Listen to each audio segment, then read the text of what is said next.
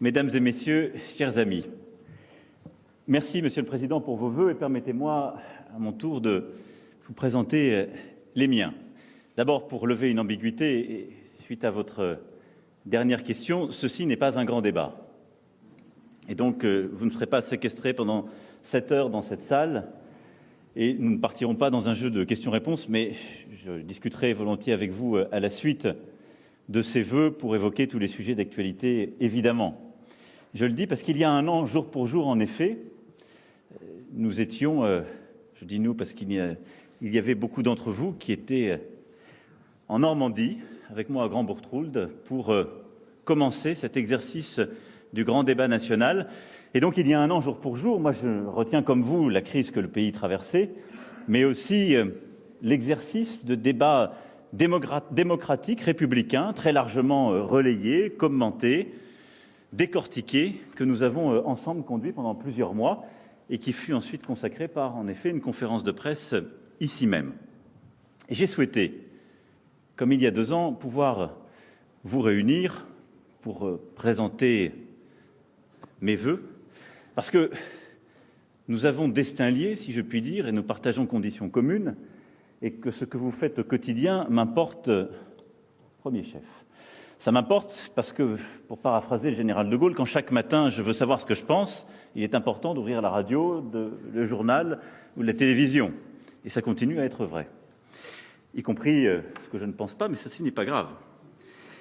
Plus sérieusement, vous avez aujourd'hui, et vous l'avez évoqué, j'y reviendrai en essayant de répondre à plusieurs de vos points, vous avez à faire face à un monde de plus en plus compliqué à expliquer, une formidable transformation des méthodes de communication, une forme de concurrence déloyale, non seulement des plateformes, mais au fond de chaque citoyen qui devient potentiellement ou un journaliste ou un photographe, cette fois-ci non réglementé.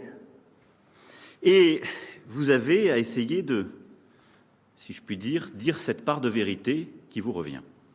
C'est pourquoi les vœux que je veux aujourd'hui pour les titres, les radios, les chaînes que vous représentez sont des vœux de vitalité, de prospérité, parce que je considère que cette liberté de la presse que nous chérissons dans notre pays depuis 230 ans est aujourd'hui sans doute plus importante encore que naguère. J'avais évoqué en effet cette saine distance que vous avez rappelée, et j'y tiens. Elle ne veut pas dire confrontation, elle ne veut pas dire opposition.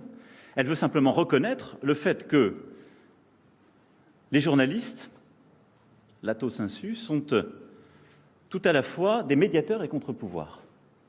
Et je crois que ce rôle est essentiel. Médiateur parce que les faits du monde existent aux citoyens par votre truchement, qu'il soit celui d'une photo, d'un article, d'un éditorial, de commentaires, de reportages.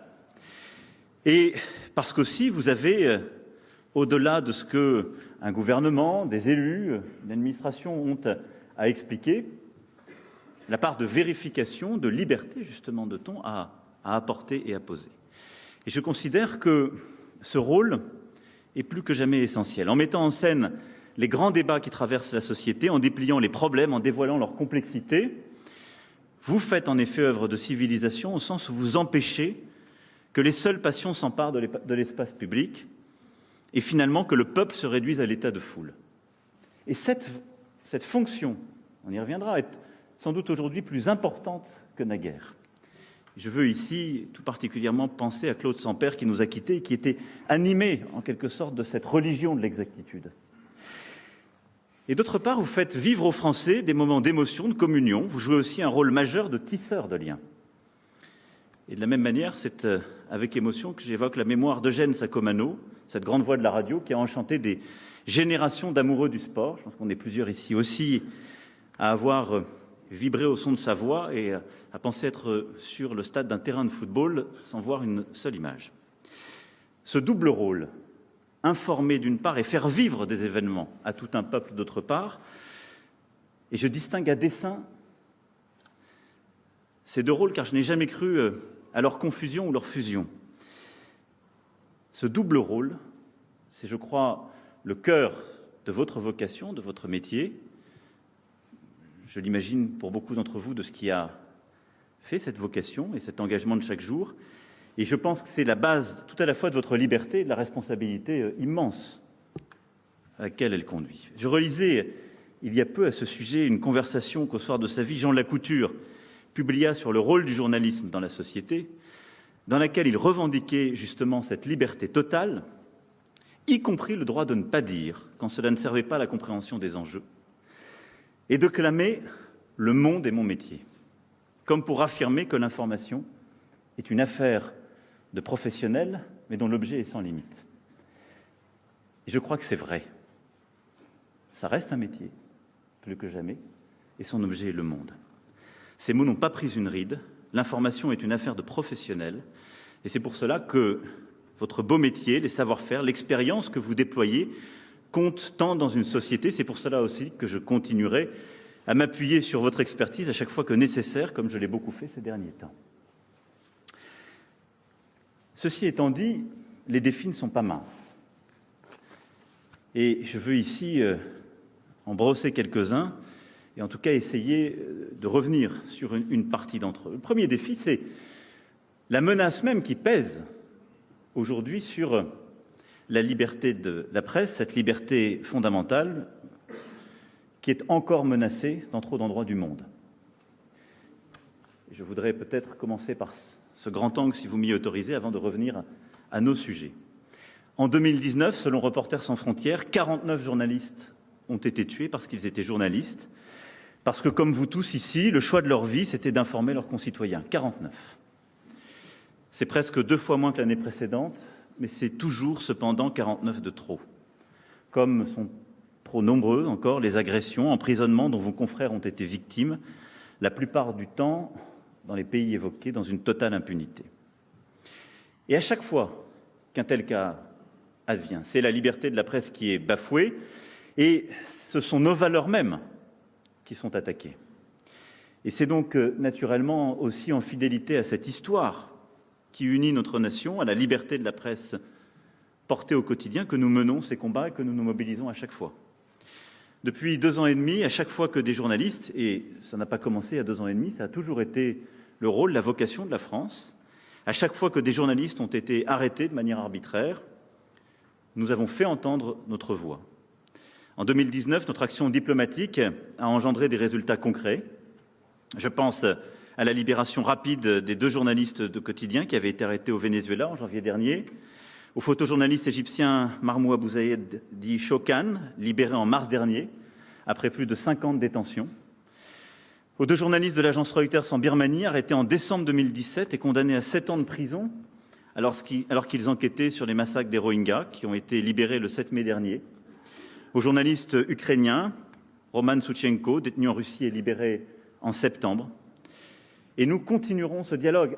Il est parfois tenu dans un cadre dont je tiens toujours à informer à la fois les dirigeants des titres concernés, des agences et Reporters sans frontières. Il est parfois tenu dans un cadre discret pour être efficace, mais qu'il s'agisse de la Chine, de l'Arabie saoudite, de l'Égypte, évidemment de la Turquie, et il y en a beaucoup d'autres.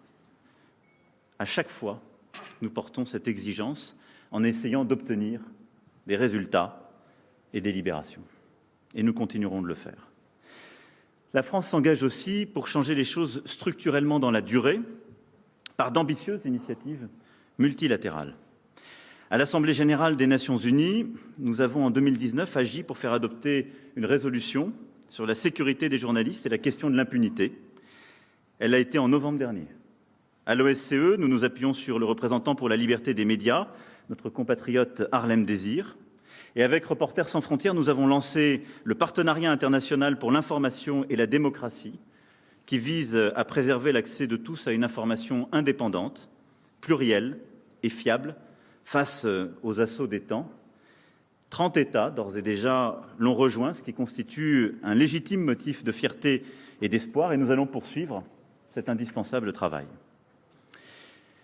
Cette liberté que j'évoquais, si elle est menacée dans des géographies qui se construisent parfois en opposition à tout contre-pouvoir, elle est aussi aujourd'hui bousculée par la pression, les effets de foule qui accompagnent aussi les réseaux sociaux, et une forme d'ordre moral qui accompagne notre époque.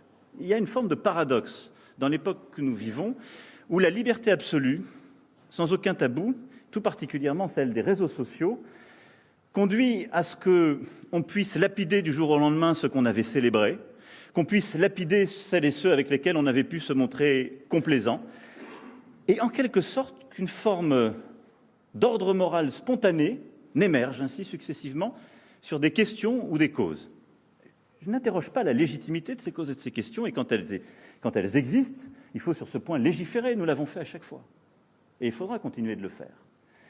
Mais quelque chose s'installe collectivement dans la sphère politique, médiatique, qui doit nous préoccuper et qui aussi, je le crois, doit devenir un sujet de réflexion pour votre liberté. Je veux le mentionner ici, 5 ans après l'attentat de Charlie Hebdo, et alors que le New York Times a décidé en mars dernier de cesser de publier des dessins de presse. C'est l'un des signaux faibles de ce que je suis en train d'évoquer. Je souhaite que notre pays continue de ne pas céder à ce que j'appelle cet esprit de lapidation et à cette forme d'ordre moral autoproclamé qui serait introduit. Je souhaite que dans notre pays, on puisse continuer de critiquer très librement toute forme politique et toute religion, tout État, évidemment les pouvoirs ici présents, mais les pouvoirs dans tout autre pays. Nous sommes un pays où la liberté de critiquer va avec la liberté de s'exprimer, où la liberté de blasphème est aussi protégée, et où j'y tiens très profondément à ce qu'elle soit maintenue et préservée. J'évoquais à l'instant l'importance des dessins de presse. La France est toujours aux côtés de l'esprit du 11 janvier, de ceux qui défendent la liberté d'expression dans toute sa plénitude. Nous l'avons démontré en mai dernier en soutenant activement l'adoption de la déclaration d'Addis Abeba sur le dessin de presse. Et nous venons de lancer une mission pour créer en France la maison du dessin de presse et du dessin satirique, voulue par Georges Wolinski. Le ministre de la Culture s'est fortement exprimé sur ce sujet, il le porte à raison. Un lieu de rencontre, de formation, d'exposition, et qui, bien évidemment, travaillera avec le réseau des lieux existants dédiés au dessin de presse sur le territoire. Et je crois qu'il nous faut continuer de chérir cet esprit de liberté. René Andrieux, lorsqu'il dirigeait l'Humanité, avait pour coutume de demander à ses journalistes de lire Stendhal. Non pas que Stendhal soit l'auteur communiste le plus connu, mais parce que chez Stendhal, auteur que j'aime aussi profondément, le goût de la liberté prime sur le reste. Et il va avec la vocation qui est la vôtre. J'ai essayé d'appliquer la même discipline aux collaborateurs de cette maison. Nous ne laisserons jamais, non, attaquer cette liberté, et nous ne lasserons jamais de défendre celle-ci qui conditionne toutes les autres, celle de chercher à protéger celles et ceux qui ont fait le beau choix d'informer. À l'extérieur de nos frontières et bien évidemment à l'intérieur de nos frontières. Et je suis très sensible à ce que vous avez évoqué sur les violences dont les journalistes ont pu faire l'objet. Là encore, permettez-moi de ne pas les mettre au même niveau. J'ai eu l'occasion hier de m'exprimer sur les violences dont notre pays est l'objet. Je ne connais aucun policier, aucun gendarme qui s'engage dans la police ou la gendarmerie pour être violent. Il est là pour protéger l'ordre public. C'est d'ailleurs pour ça que lorsque vous êtes attaqué, cambriolé, vous faites appel à eux. Il y a d'abord une violence qui s'est installée dans la rue. Et je pense qu'il faut remettre les choses au bon endroit et dans le bon ordre. Il y a une violence de rue qui s'est installée dans notre pays, dont on avait vu les premières traces au moment d'ailleurs de l'occupation de Notre-Dame-des-Landes, qui avait pris un nouveau tour au moment des événements et des manifestations de 2016, et qui s'est fortement développée ces derniers mois. Il nous faut évidemment non seulement la réprimer, la combattre avec beaucoup de clarté, la sanctionner à chaque fois qu'elle existe. Et je serai intraitable sur le sujet. Il nous faut aussi en comprendre les prémices, et ça c'est un travail politique, moral, sur notre propre pays, qui consiste à comprendre comment un tel nihilisme peut saisir certains de nos concitoyens, et la dilution en quelque sorte de tous les rapports au réel ou à l'ordre des choses. Et ce travail n'est pas terminé, ne se fera pas en un jour. Ordre public, clarté de la réponse judiciaire, travail politique en profondeur sont là. Et je le rappelle, c'est dans ce cadre d'ailleurs que des journalistes ont été attaqués parce qu'ils étaient journalistes. Et que des journalistes, au moment de la crise dite des Gilets jaunes, ont été protégés par les forces de l'ordre parce qu'ils étaient journalistes. Et je ne vous ai pas entendu le rappeler, je pense que c'est important d'apporter cette clarification, et c'est bien normal dans une démocratie, mais ça veut dire que nombre de nos concitoyens ont alors considéré que les journalistes étaient devenus des ennemis. Parce qu'ils ne disaient pas ce qu'eux voulaient entendre, ou qu'ils ne disaient pas une vérité qui était la leur ou celle qu'ils partageaient sur leurs réseaux sociaux. Preuve, s'il en est toutefois, que toutes les informations ne se valent pas parce qu'elles n'ont pas forcément tout le statut d'information. Je reviendrai sur ce sujet, ce qui veut bien dire que quelque part, il faut réguler ou réglementer. Et d'ailleurs, votre profession a toujours vécu dans la régulation et réglementation, qu'il s'agisse de la liberté elle-même comme du modèle économique. Enlever la régulation, pardon de le dire, il n'y a plus un titre, une chaîne présente qui existe. Et donc ne vous trompez pas à combattre peut-être trop rapidement toute forme de régulation. Historiquement, elle vous a protégé et elle continuera de le faire. Et le sujet que j'évoque est un sujet de protection pour votre profession et la liberté même de la presse, parce que la distinction entre ce qui est de la presse et ce qui n'en est pas. Et donc, il y a eu ces violences que je réprouve, mais dont je voulais rappeler le cadre. Et il y a eu, dans le cadre des manifestations, en effet, des violences dans lesquelles les journalistes ont pu être pris à partie et n'ont parfois pas pu faire le travail comme il se devait. Et vous en avez rappelé les termes, et je les condamne avec la même clarté. Et de la même manière qu'il importe de rappeler l'indispensable travail dans une démocratie que font les forces de l'ordre, qui sont au service de l'ordre public et du respect de la loi, il importe d'exiger le respect de toute la déontologie et de l'exemplarité. Et c'est pour ça que j'ai demandé aussi des propositions précises au ministre de l'Intérieur sur ce sujet. Et je souhaite aussi d'ailleurs que, au-delà du dialogue qui a commencé avec votre profession, pour clarifier et sécuriser le cadre d'intervention dans les manifestations, celui-ci puisse encore être amélioré pour qu'aucune dérive ne soit possible et que tous les journalistes qui sont dans le cadre d'un événement quel qu'il soit, soient protégés de la violence et puissent faire leur travail comme ils doivent le faire. Au-delà de ces défis et de ce rapport à la liberté, vous l'avez aussi évoqué dans votre propos, nous sommes collectivement confrontés à une lutte, celle contre les fausses informations, ce que nos amis anglo-saxons nomment les fake news, ce qu'on a parfois essayé de traduire par un Fox. Et ce sujet n'est pas nouveau, mais a pris un tournant. Alors, je vous entends lorsque vous rappelez la loi de 1881, mais permettez-moi de vous dire qu'en 1881, sauf à ce que j'ai raté quelque chose, ni les réseaux sociaux n'existaient, ni les grandes plateformes que nous évoquions, et qu'à l'époque, en tout cas, je n'ai pas été informé de ce point, on n'avait pas vu des grandes démocraties, et parmi les plus grandes, voir leurs élections manipulées de manière établie par des attaques sur les réseaux sociaux et des détournements d'informations. Or, c'est une réalité de nos démocraties. Et ce fait nouveau, il faut bien que nous puissions l'appréhender collectivement. Et donc, la loi de 1880 reste évidemment le cadre, mais enfin, il ne faut pas en faire un dogme. Sinon, nous raterions quelque chose. Alors, face à ces fausses informations, vous avez raison. L'esprit critique, l'éducation sont le fondement. Et à cet égard, le travail qui est fait dans nos écoles, que nous continuerons de faire, que nous avons renforcé, les partenariats qui sont noués d'ailleurs avec votre profession, le développement aussi d'une presse d'éducation de la jeunesse, indispensable, sont la base. Suffisent-elles? Nous avons collectivement constaté que pas tout à fait. Il nous faut donc, et l'actualité dans de nombreux pays nous l'a montré, pouvoir répondre aux défis contemporains, et ils continueront de s'accélérer.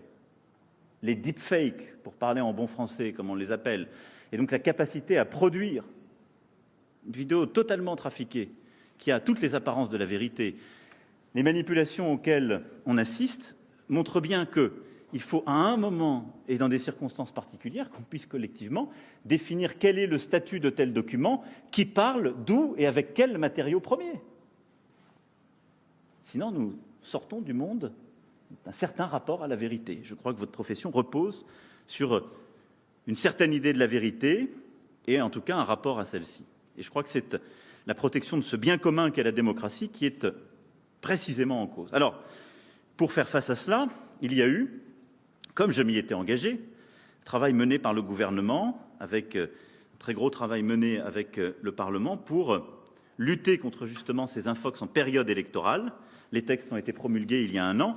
Et je veux croire sur ce sujet, compte tenu des limites qui sont définies, qu'il n'est pas une menace pour votre profession, parce qu'il s'inscrit dans un temps et avec des procédures, et en particulier le contrôle du juge, qui évite tout arbitraire, et n'en fait pas, si je puis dire, un droit de temps normaux.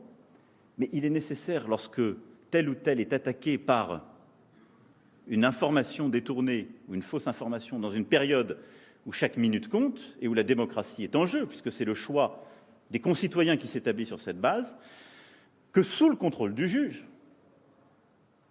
les voies et moyens de protéger les règles d'un bon fonctionnement démocratique soient là. Il y a ensuite le rapport à la vérité, et là-dessus, beaucoup de travail a été fait par vous-même et l'ensemble des rédactions ici présentes.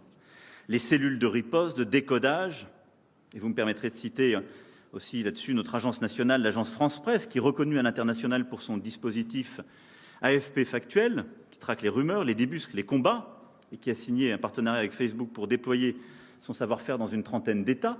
Ce que toutes les rédactions ici présentes ont progressivement déployé sont des instruments extrêmement efficaces pour justement lutter contre ces fausses informations en temps normaux. Les premiers outils donc sont là, opérationnels, mais il faut désormais les utiliser à plein, et le chemin est encore long pour aller au bout de ce travail. Alors, sur ce sujet, je ne pense pas que la loi puisse tout, ni qu'elle soit souhaitable en toute matière. Beaucoup de choses et de contre-vérités ont été dites sur ce que je pouvais avoir comme intention sur ce sujet. Je ne pense pas que ce soit au gouvernement de dire qui est journaliste, qui ne l'est pas, quel est le statut de l'information, etc. Je n'ai jamais pensé cela et je ne crois pas que ce soit une voie dans laquelle nous ayons collectivement à nous engager. Mais je suis convaincu d'une chose, c'est que la société du commentaire permanent n'est pas la société de l'information.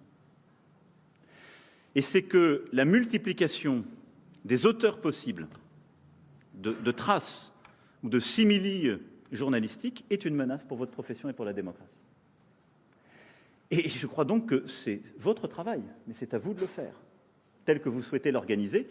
Mais je me permets, de là où je suis, et c'est, je crois, mon rôle, d'attirer votre attention sur le fait que, aussi longtemps que vous ne le ferez pas, vous laisserez prospérer une forme de concurrence déloyale dans le rapport à la vérité. Et vous laisserez prospérer ce que d'aucuns d'ailleurs aujourd'hui privilégient, plutôt qu'un rapport à la vérité ou un rapport à une approche éditoriale assumée, la société des affinités choisies et d'une transformation de la vérité. C'est celle qu'on voit aujourd'hui prospérer sur les réseaux sociaux. Il faut un moment en quelqu'un pour pouvoir dire d'où vient cette trace, quel est son statut, qui l'a authentifiée, dans quel contexte elle était, et pouvoir la qualifier. C'est la base de votre travail. Mais si quiconque émettant depuis son téléphone portable peut se considérer comme journaliste, je me permets de vous dire que dans la base déontologique, la vocation même, l'existence même de votre profession, la capacité à la tenir dans la durée sera difficile. Et il en ira de même, puisque je vais parler de ça dans un instant, du modèle économique, parce que plus rien n'aura de valeur. Si chacun dans la rue peut faire du journalisme sans qu'on sache qui, comment, à quel moment, il n'y aura plus de photographes de presse et plus de journalistes de presse. Il y aura des citoyens cherchant à convaincre d'autres citoyens qu'ils ont une vérité. Et il y aura des citoyens liés par des réseaux sociaux, des groupes d'amis qui seront convaincus qu'ils ont la vérité entre leurs groupes et qu'elle est partagée, et que la vérité n'est plus dans des médias qui ne répètent pas ce que partagent entre eux. Nous sommes dans une société du commentaire, du cloisonnement, de la décontextualisation, de la décorrélation des faits au réel. Les pouvoirs publics ont une part à jouer sur ce sujet pour ce qui les concerne, mais vous avez une part à jouer, et elle vous appartient. Je ne pense pas qu'il faille réglementer sur ce point. Mais je pense que vous avez, vous, collectivement, des choix à faire. Certains titres l'ont fait. Mais je voulais attirer votre attention sur ce point en distinguant bien ce qui relève de la loi ou du réglementaire et ce qui relève de ce qu'une profession édicte pour elle-même et se donne comme règle et ce qu'elle peut ensuite opposer aux autres ou expliquer aux citoyens. Et je pense que c'est important dans ce temps que nous vivons où la défiance s'installe, défiance qui n'est pas neuve à l'égard de la parole publique, mais qui s'installe aussi à l'égard de la parole journalistique. Je pense qu'il n'est bon pour personne de tomber dans l'hyper-relativisme. En même temps que les réseaux sociaux et que la digitalisation bousculent ce rapport à la vérité, qui a supposé des changements et un travail à venir, c'est un nouveau modèle économique qu'il faut aussi inventer. Je ne vais pas ici être long, vous connaissez tous cela, vous le vivez. Que vous soyez photographe, journaliste, dirigeant de rédaction ou patron de presse, vous avez à vivre les conséquences de ces transformations. La perte d'un modèle économique, une valeur qui est ici bousculée. J'étais en octobre dernier au centenaire, en effet, vous l'avez rappelé, du journal La Montagne, et je rappelais cela, en partageant aussi la contrainte avec beaucoup. Parce que ce faisant, on a oublié aussi que derrière chaque journal, chaque rédaction, il y a évidemment justement un rapport à la déontologie, une exigence, une voix portée, un regard, un choix éditorial, mais qui est affiché et assumé avec clarté et transparence à l'égard des citoyens lecteurs, mais aussi beaucoup d'autres choses qui sont là et qui participent en quelque sorte du modèle économique historique auquel vous contribuez toutes et tous. La capacité à réunir les gens et à procéder à un travail de médiation dans la société qui est indispensable. Beaucoup de vos titres, d'ailleurs, conduisent à éduquer, à apprendre, je le disais pour les écoles, mais réunissent aussi nos concitoyens autour de travaux, de colloques, de séminaires de plus en plus. Vous organisez de plus en plus des événements. Vous ne faites pas qu'écrire un journal ou que procéder à de l'information en radio ou en télévision. Votre activité s'est diversifiée avec la même déontologie, mais créant d'autres espaces de médiation qui sont indispensables. Et il y a toute une chaîne, si je puis dire, de la médiation qui est indispensable dans une société et qui va du journaliste, de l'éditorialiste jusqu'au kiosquier, qui joue un rôle extrêmement important et auquel je tiens beaucoup. Alors, face à ces transformations qui ont déjà beaucoup bousculé vos professions, il nous faut apporter des réponses collectivement, là aussi. D'abord, en nous protégeant face aux assauts de certains acteurs. Vous l'avez également évoqué. Votre travail à vous, journalistes, photographes, sur lesquels vous passez vos jours, vos nuits aussi, et parfois davantage, est aujourd'hui pillé par les grandes plateformes du numérique, qui diffusent vos articles, vos productions, sans payer ou en payant des sommes dérisoires, avec des comportements prédateurs qui, très clairement, là aussi, rendent peu soutenable dans la durée l'exigence qui va avec votre pratique et vos professions. Sur ce sujet, la France s'est engagée avec beaucoup de clarté. Nous avons mené le combat pendant des mois, le ministre s'en souvient, en particulier au Parlement européen, pour défendre le droit voisin et l'adoption de la directive. Et nous l'avons en premier transposé. Ce combat n'était pas gagné, y compris avec nos partenaires les plus proches, et avec des raisons qui étaient aussi à entendre. Il y a eu un vrai débat, par exemple, en Allemagne, autour de ce qu'était la liberté d'expression et la capacité à échanger des contenus. Et on nous a dit à ce moment-là, vous voulez protéger la presse, mais vous venez restreindre la liberté d'expression et d'échanger. Il y a eu aussi, il ne faut pas l'exclure, un certain lobbying au Parlement européen. Et on a dû se battre et nous avons gagné de peu. Mais aujourd'hui, cette directive est menacée dans son application. Vous le savez, je vous félicite sur la capacité que vous avez eue collectivement à vous organiser, sur laquelle nous devons rester organisés jusqu'au bout. Parce qu'aujourd'hui, une fois cette directive passée, et en France pour la première fois transposée, comme je le disais, vous êtes l'objet d'une menace, plus exactement d'un chantage, celui du déréférencement. Le premier qui cède nous fait tout perdre. Je vous parle très sincèrement. Et donc, il nous faut, sur ce sujet, mener le combat. Les procédures sont engagées devant l'autorité de la concurrence et nous ne céderons rien. Et qu'il s'agisse des droits voisins pour les journalistes comme les photographes, nous devons les défendre, comme nous avons défendu le droit des auteurs, parce qu'il en va de la possibilité même de créer et d'informer dans nos pays, et il en va de la défense de nos modèles.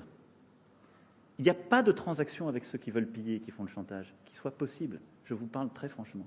Il n'y en a pas.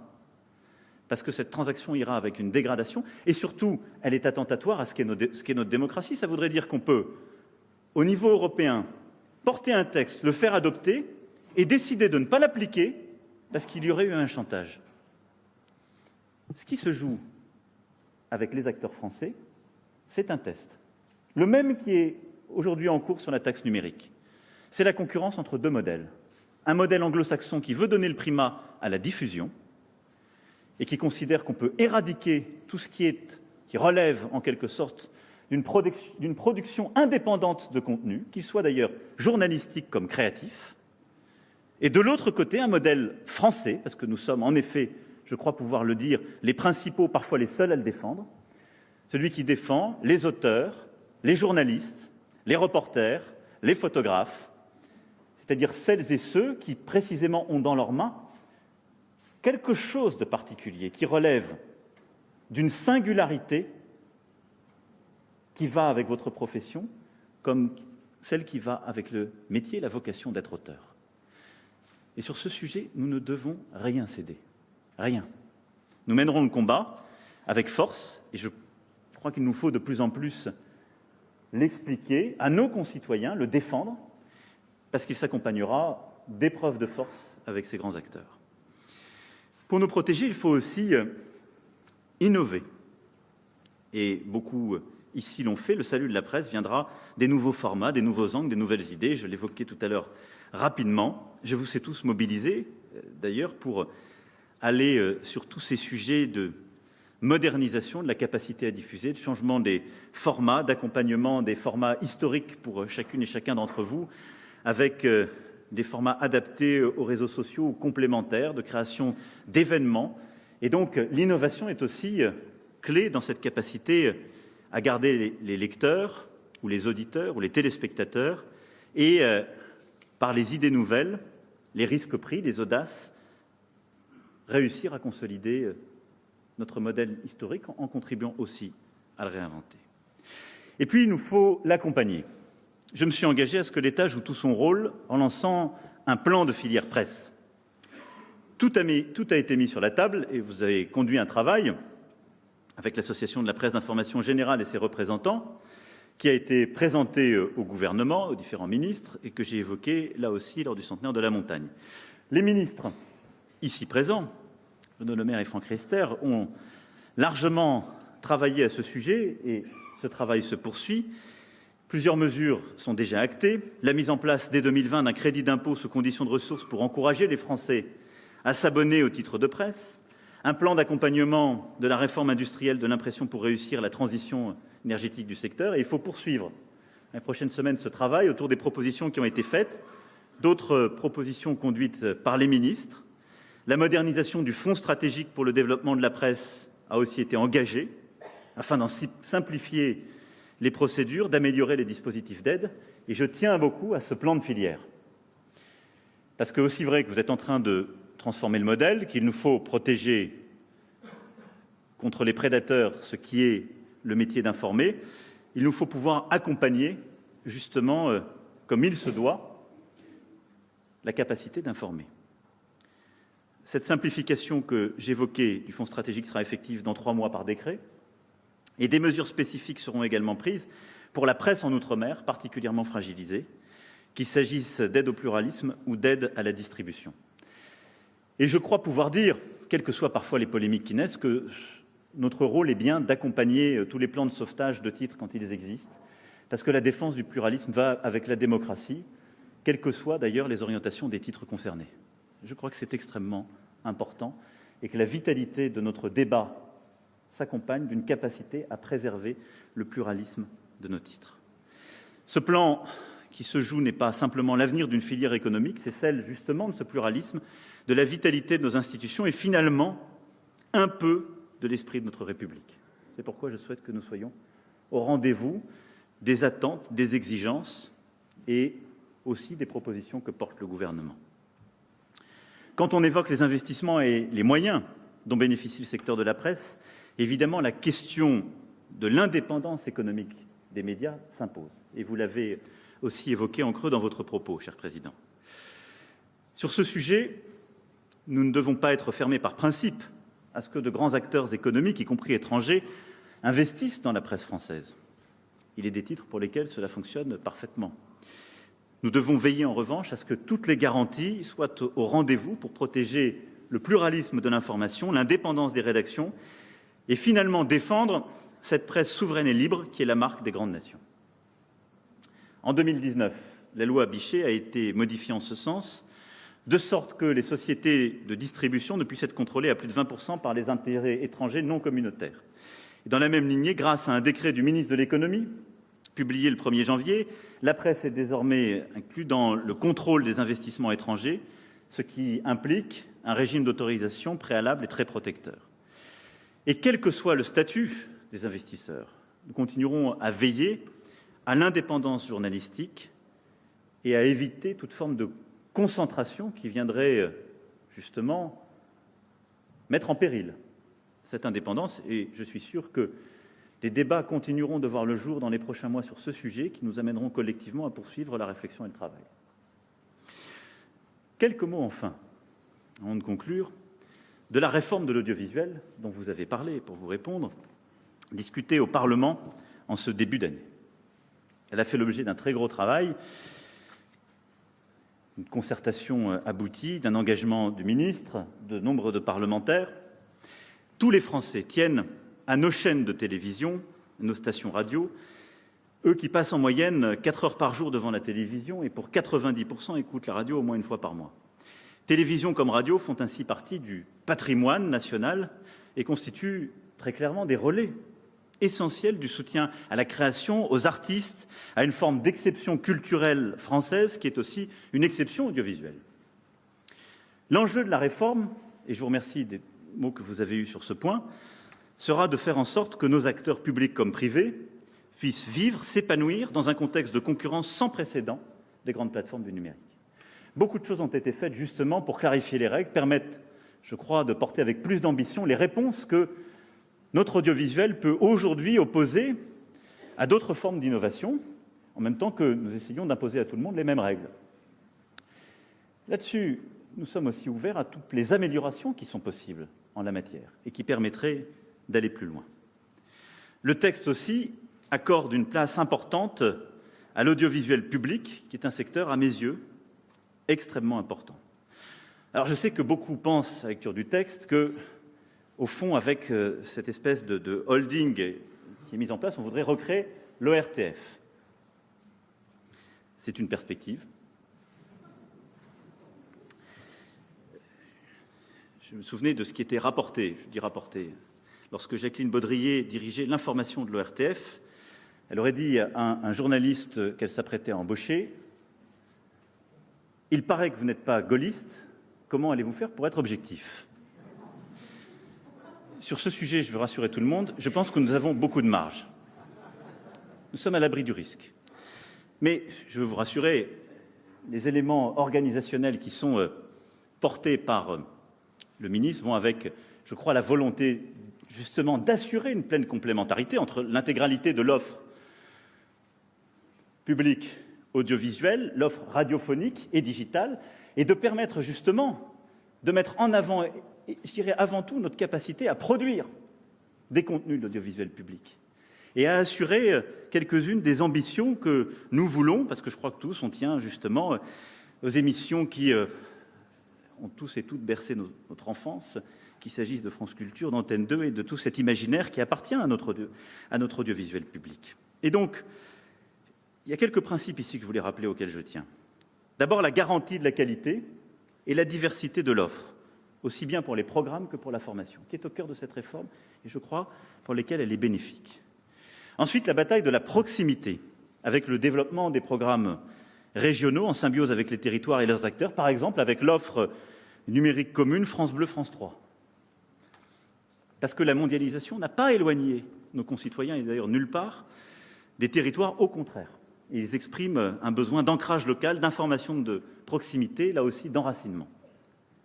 Enfin, je crois aussi au rôle d'éducation de l'audiovisuel public, en particulier auprès de la jeunesse. De ce point de vue, la plateforme éducative du service public lancée il y a 2 mois et qui permet à nos enfants de développer leur culture générale, d'apprendre, de voir au fond le monde autrement, constitue un bel exemple à suivre et la réforme permettra d'aller plus loin en ce sens.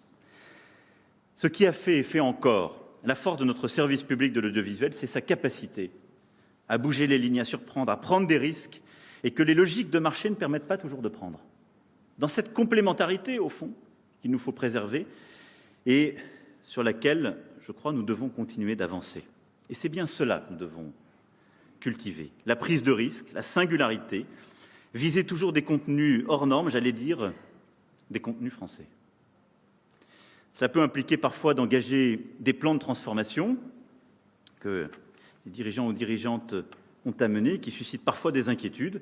Je n'ignore rien de la grève en cours, en particulier à Radio France, mais nous devons continuer d'avancer, de faire vivre cette singularité au moment où elle est bousculée, et chacun doit pouvoir prendre ses responsabilités là où il est.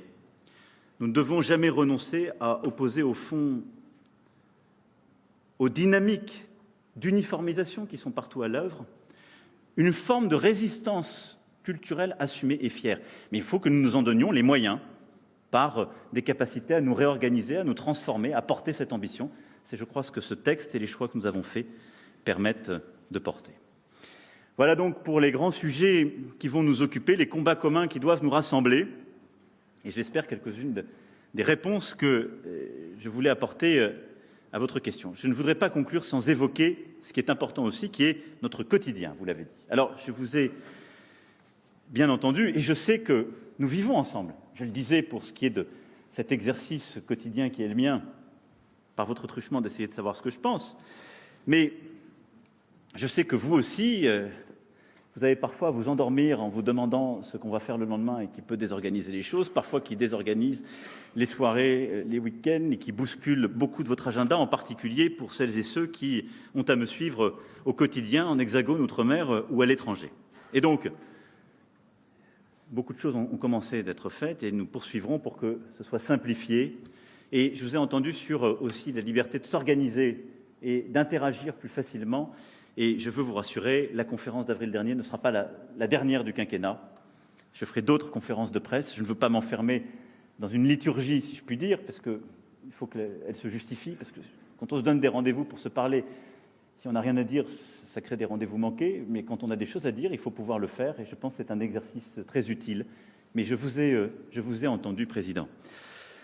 Et puis, sur le plan matériel, là aussi, vous l'avez évoqué, le début du quinquennat a pu nourrir des malentendus parce qu'il y a eu cette question de la salle de presse. Alors, la salle de presse, d'abord, ça correspond là aussi à un rythme biologique qui est normal pour tout nouveau président, qui est de vouloir changer les règles. Donc, il est arrivé la même biologie. Là aussi, je crois que c'est le général de Gaulle, lorsqu'il est arrivé dans cette maison, qui a mis fin à une pratique. Alors, il y a mis fin, je crois, dans la durée, mais je n'ai aucun moyen de vérifier. Et les moyens technologiques contemporains, à mon avis, finalement, ont fait perdre le général de Gaulle. Mais avant qu'il ne soit président, l'habitude était dans la cour de l'Élysée que les grandes signatures de la presse puissent monter dans les voitures des ministres pour avoir le compte-rendu du Conseil dont ils sortaient. Je vois que ça crée beaucoup d'envie chez vous. Ne poussez pas le bouchon même en début d'année. Et donc, les Fauvet, les Ferniaud et plusieurs autres signatures avaient pris cette habitude et avaient l'exclusivité. Bon, d'abord, il me semble parfois voir que, sans que ce soit dans la voiture, certains journaux du mercredi ont des comptes rendus exclusifs du Conseil des ministres, certes avec une semaine de décalage, mais les choses sont assez fidèlement rapportées et l'usage du tweet, du téléphone fait que les choses ont été remplacées. Bon, pour ce qui s'agit de nous, il y a eu cette salle de presse. Et au fond, vous avez vécu ça comme un président de la République, si je puis schématiser les choses, qui vous disait « si vous voulez travailler, il n'y a qu'à traverser la rue ». Cette formule ne m'a pas porté chance. J'essaie d'être lucide sur moi-même. C'était une formule très acte 1, au fond. Donc, on a plutôt décidé de dire il y a une très belle salle de l'autre côté de la rue qui permet de mieux travailler, mais on garde une salle, en effet, dans la cour de l'Élysée qui permet de travailler de manière plus pratique dans les urgences et qui n'enlève pas la part de transparence, parce que ce n'était pas ce qui était recherché dans le quotidien. Voilà, donc je voulais vous rassurer, c'est dans le même esprit que nous allons poursuivre. Et donc c'est dans le même esprit que je serai amené, sans doute dans les prochaines semaines, à revenir sur la réforme des retraites de manière spécifique, parce que je pense qu'il faut en effet continuer à expliquer, et donc j'aurai ma part à avoir. Il y a le temps du gouvernement, de la concertation, mais je pense que j'aurai en effet à m'exprimer. Ce sera peut-être une conférence de presse ou une émission, je n'ai pas encore choisi, mais là, rassurez-vous, je le ferai de manière structurée au-delà des quelques mots que j'ai pu avoir hier. Voilà, mesdames et messieurs, ce que je souhaitais vous dire en ce début d'année. Au fond, vous dire que collectivement, nous sommes quand même face à un monde en grande bascule avec de plus en plus de menaces, de transformations, qui ne vous rend pas la vie facile, mais si ça pouvait vous consoler, qui ne rend pas la mienne facile chaque jour non plus. Et donc, il nous faut réussir à faire œuvre commune pour cheminer et essayer de faire et d'expliquer, chacun où nous sommes, rôles qui nous sont dévolus. Albert Camus, qui nous a quittés il y a 60 ans, dans un très beau texte qu'on a un peu oublié, qui était son manifeste pour la liberté de la presse, écrivait, parce que je finirai là-dessus, « Former les cœurs et les esprits, les réveiller plutôt, c'est la tâche à la fois modeste et ambitieuse qui revient aux journalistes indépendants. » Informer, en effet, les Français tout en les entraînant, savoir parler au cœur et à l'esprit, c'est ce que je disais en commençant et en faisant référence à deux grandes figures de votre profession qui ont disparu l'année dernière. C'est ce que vous allez devoir continuer à faire durant cette année 2020. Et alors, au-delà des vœux de santé, des vœux de bonheur, permettez-moi d'avoir aussi des vœux de courage pour vous, parce que la tâche ne sera pas plus aisée qu'en 2019, mais elle n'en est pas moins nécessaire. Et donc, je forme pour vous, et ce faisant pour nous tous, des vœux de courage, et comme je l'ai fait pour cette maison, des vœux d'enthousiasme. Notre pays a aussi besoin de retrouver un certain goût de l'avenir, une certaine capacité à se projeter et une capacité à se sentir porté par ce qui est étymologiquement l'enthousiasme, un petit Dieu qui nous habite. Je le dis de manière totalement laïque. Chacun peut avoir son Dieu, il peut considérer que son Dieu est lui-même, ou un grand horloger, ou que sais-je. Enfin, c'est bien d'être habité par quelque chose qui nous dépasse et nous donne de l'entrain. Je vous en souhaite pour l'année qui s'ouvre. Très bonne année à toutes et tous. Vive la République et vive la France. Merci à vous.